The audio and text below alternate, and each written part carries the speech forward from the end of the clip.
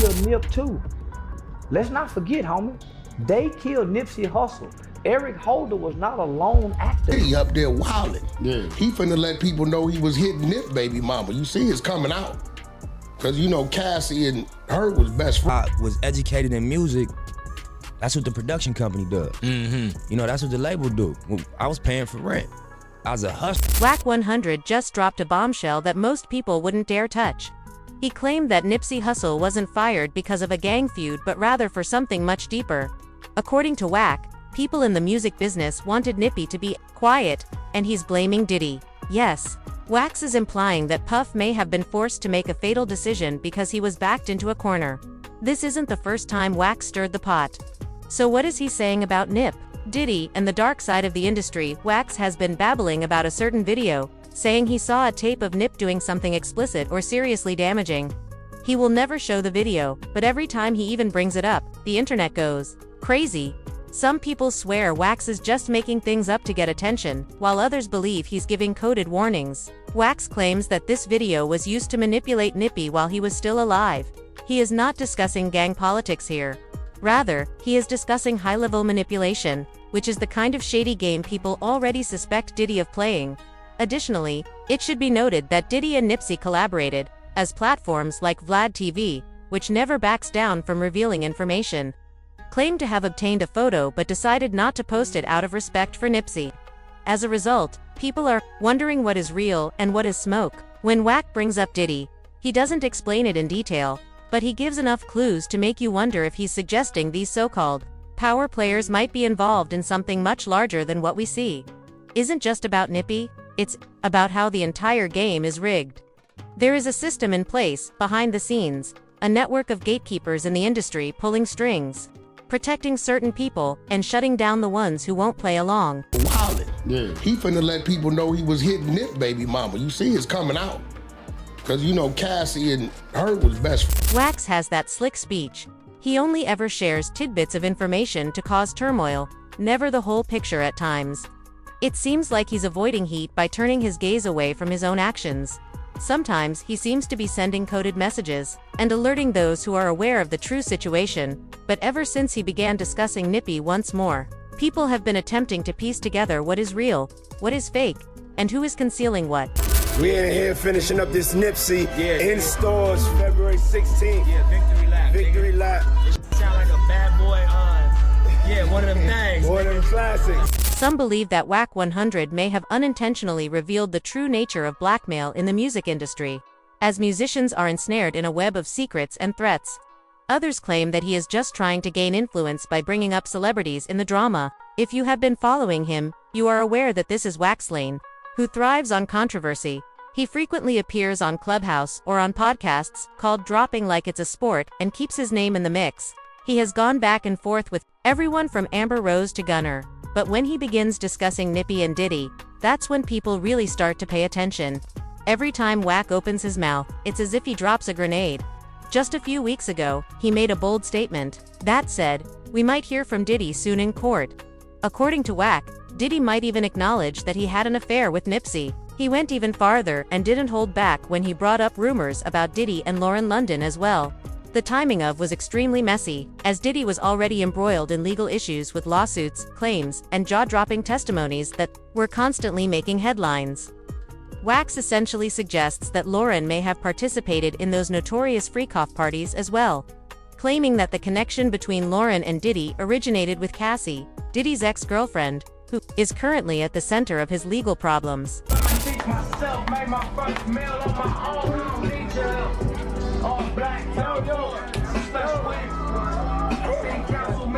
We gotta go back to the break. We're gonna go back to the break. We're gonna clap again. I'm gonna clap all night. Yeah, I would.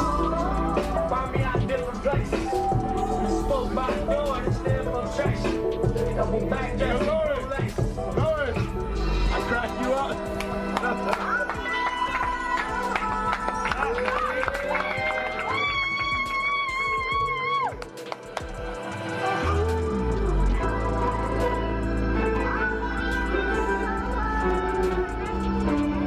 Wack even claimed that Lauren was the one who introduced Nippy to Diddy, which adds an entirely new level of insanity.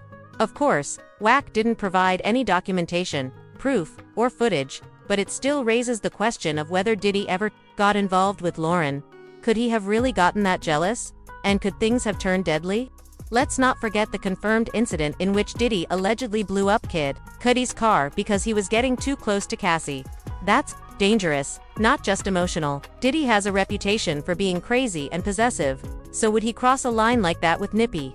It's a wild question, but Wack's throwing it out there heavy. One crucial instance that Wack continues to hold on to is Capricorn Clark's testimony. Lauren was at a party where Diddy was reportedly controlling Cassie, according to Diddy's former aide. Indeed, Mrs. London, Lauren London, was there.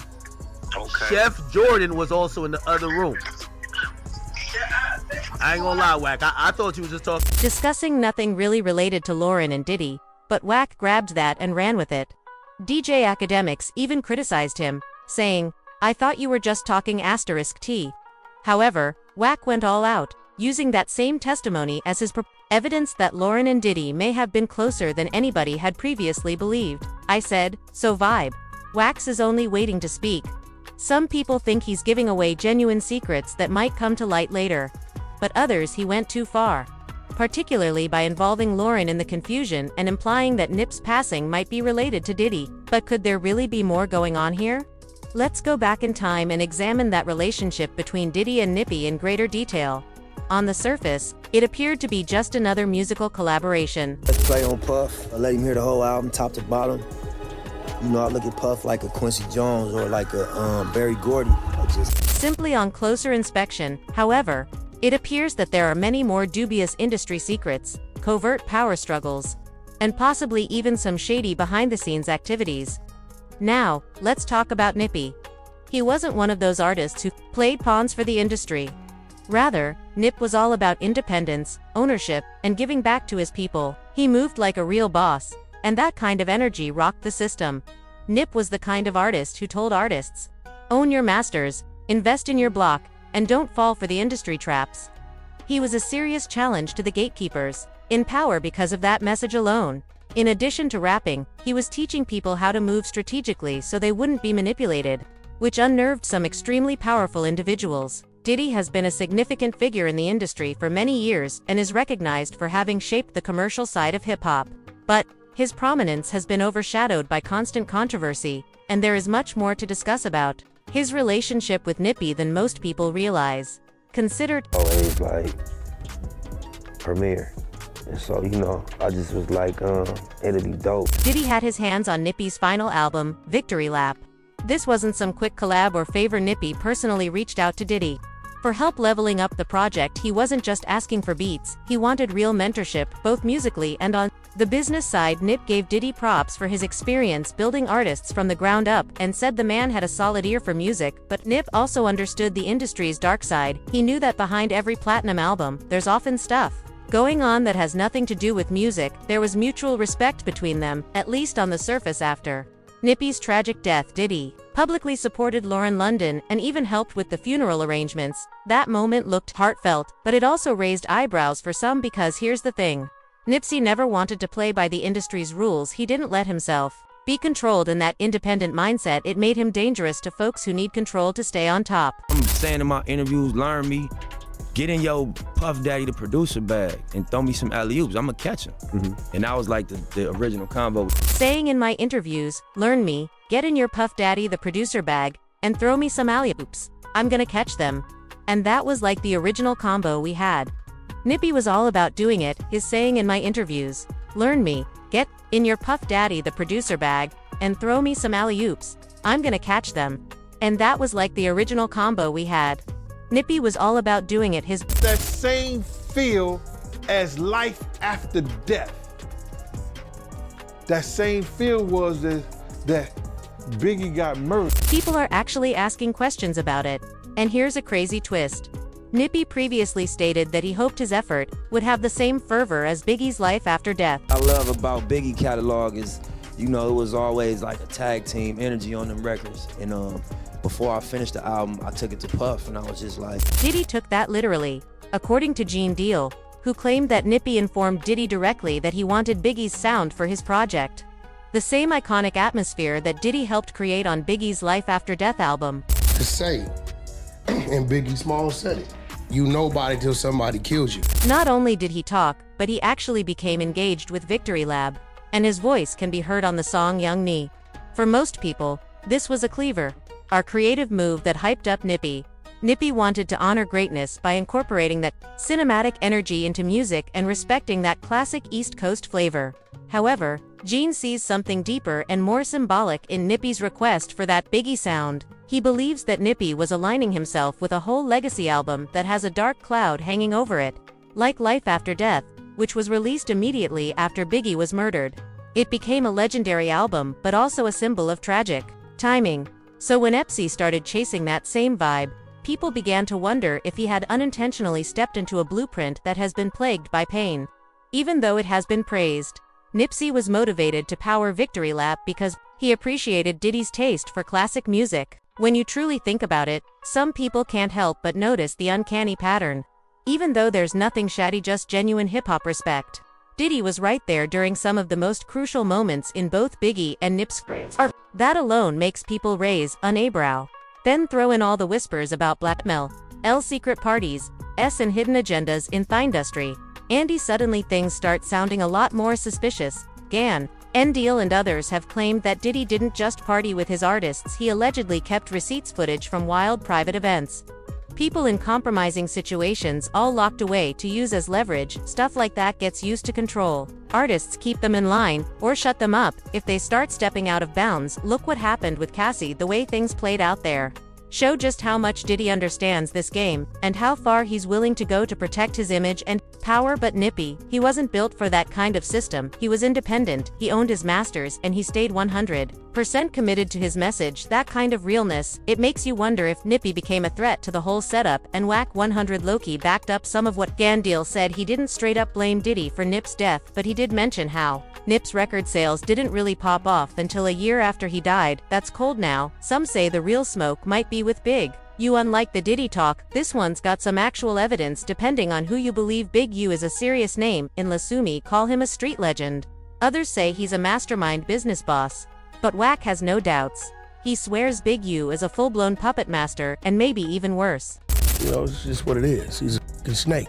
I can say the same thing about you and the few people used to be here.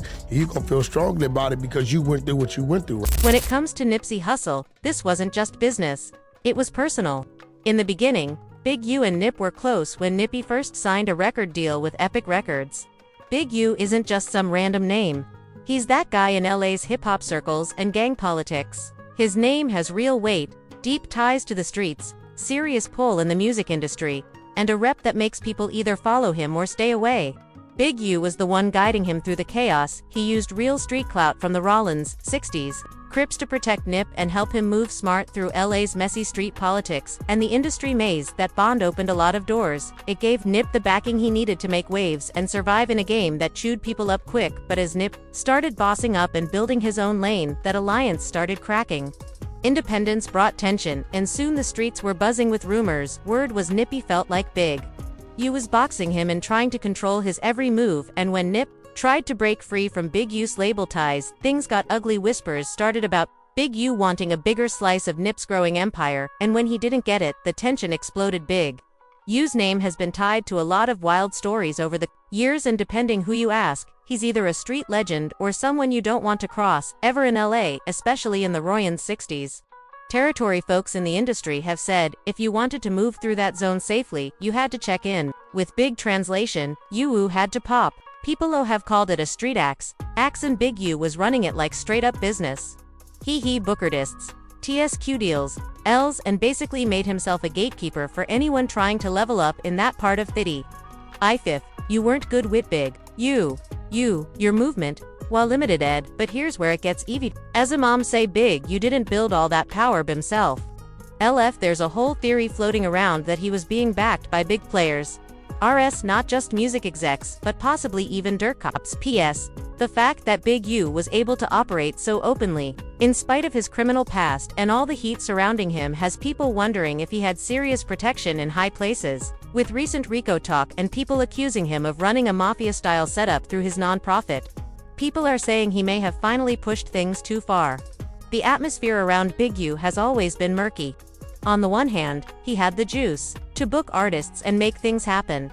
But on the other, he had people afraid. Rappers like SKG have openly accused him of extortion, flexing his connections, and even inciting violence.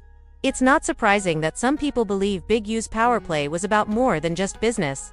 It may have been about control, fear, and something much darker. Then there's Wack 100, who never holds back and has made it clear that Big U knew exactly how to move with power in LA. But he also hinted that Big U wasn't always the top dog. According to Wack, there were times when Big U was just a plug, or even a pawn, someone used by bigger bosses to get certain jobs done behind scenes. Their relationship was strictly business, and it fell apart once it ceased serving either of them. It was once mentioned by Wack that yeah, Big U was the gatekeeper in LA. Don't get it twisted, though. At times, he wasn't making the decisions. He was merely acting as a middleman. So, was Big U really a mastermind pulling strings, or just another player in a much larger game? Now that the Rico situation is getting hotter, we may finally start to see some real truths emerge. As for Nipsey, one of the most real people to have ever done it, it's difficult to determine who had more influence over how things turned out, Big U or Diddy, but one thing is for certain, both of them acted like gatekeepers, and Nipsey might have found himself wedged squarely in the center of a power wall. What do you think?